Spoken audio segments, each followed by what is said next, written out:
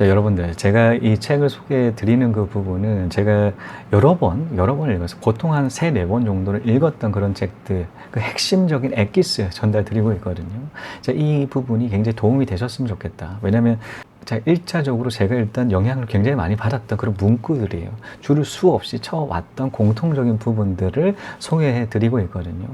사실 책 줄 쳐 있던 내용들을 다 소개해 드리는 건 아니에요. 그 중에서도 핵심.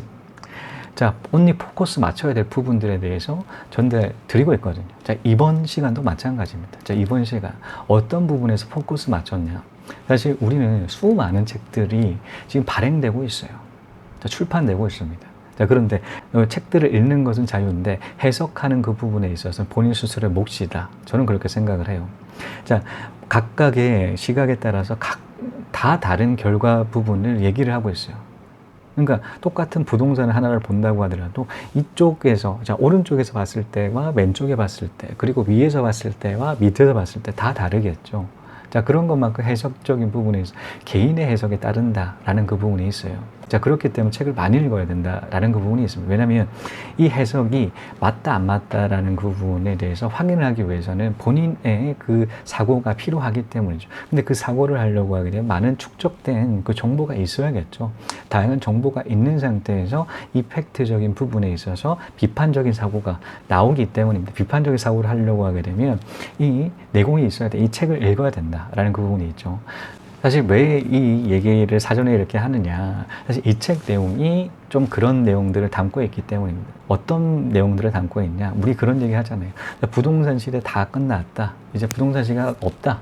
이제 부동산을 돈 버는 그 시대는 끝났고 앞으로 부동산은 소유의 목적보다 거주의 목적이어야 한다라는 그런 수많은 책들 중에 한 권이었어요. 이 읽다 보니까 와, 이 부분 참고를 해야겠다. 정말 이제는 책을 여러 가지 좋은 책도 읽는 것도 중요한데 이 책을 읽고 난 다음에 본인의 그 냉철한 그 사고까지 더해져야 된다라는 그런 생각들 때문이었습니다. 저 역시도 마찬가지입니다. 제가 얘기를 하는 부분이 100% 맞다. 저도 그렇게 생각을 하질 않아요.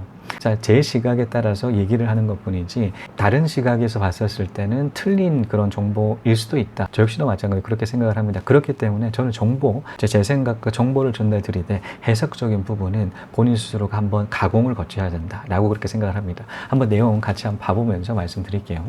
부동산으로 대박나는 시대는 끝났다. 때문에 부동산을 대하는 마음가짐도 달라질 필요가 있다. 앞으로 부동산 재테크는 임대 수익 창출과 내 집 마련으로 인식을 전환하자.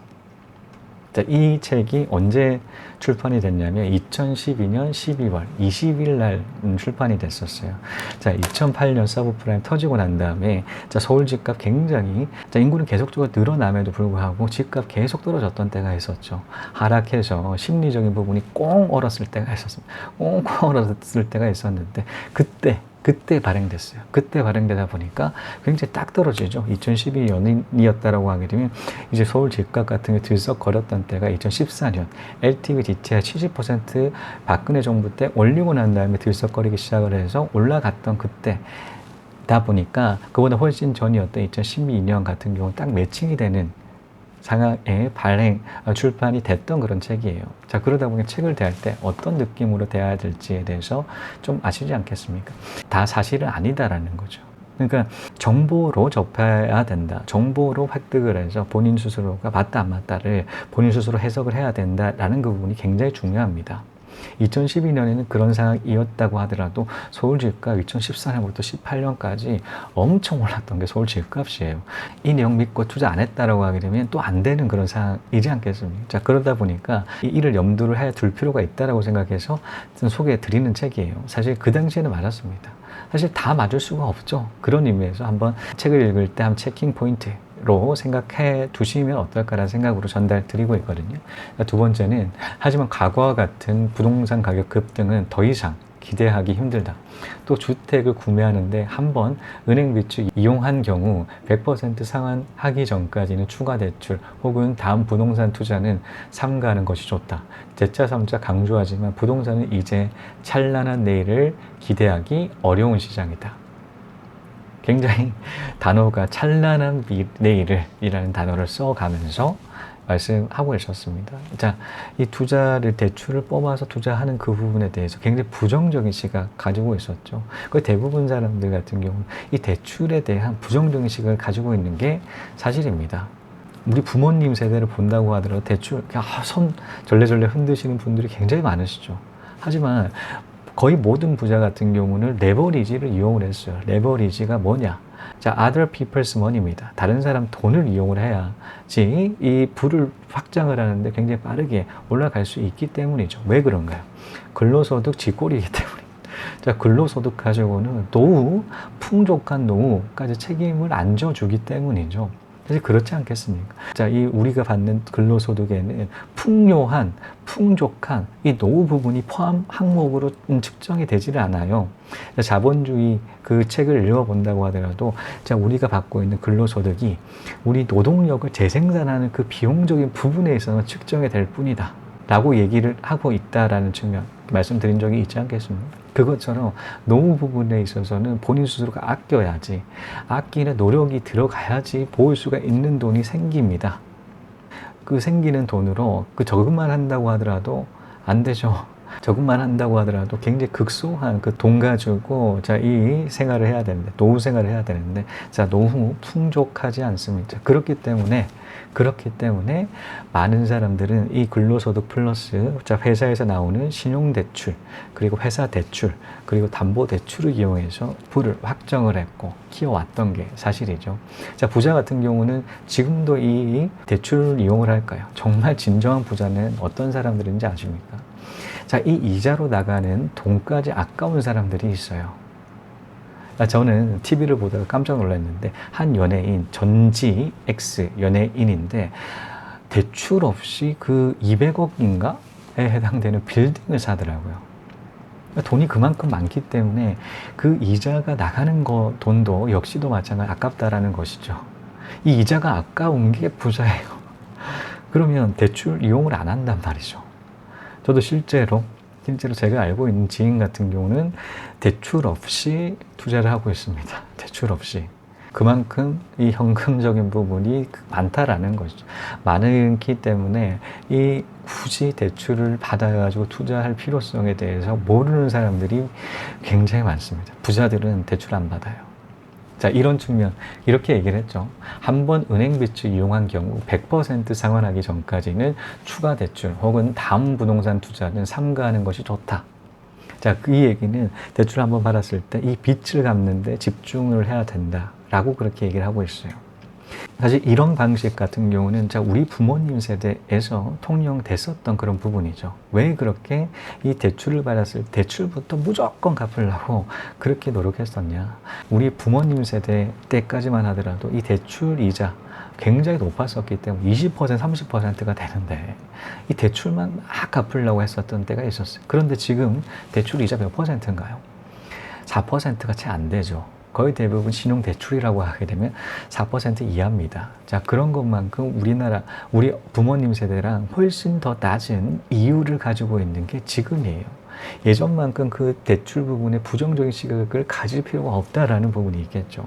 훨씬 더 긍정적으로 좀 활용할 수가 있는, 그러니까 소비형이 아닌 정말 자신이 분석을 해서 투자용으로 사용을 한다라고 하게 되면, 투자용이라고 했을 때 갭 투자, 월세 투자 있는데, 사실 저 같은 경우는 이 갭 투자를 대출을 이용해서 투자를 하는 것은 대출을 이용해서 주식 투자를 하는 것과 마찬가지다라고 생각을 하고 있습니다. 왜냐하면 확정된 그 수익이 아니기 때문이죠. 갭 투자도 마찬가지, 주식 투자도 마찬가지죠. 한번 투자를 했었을 때 올라갈지 내려갈지에 대해서는 누구도 잘 몰라요.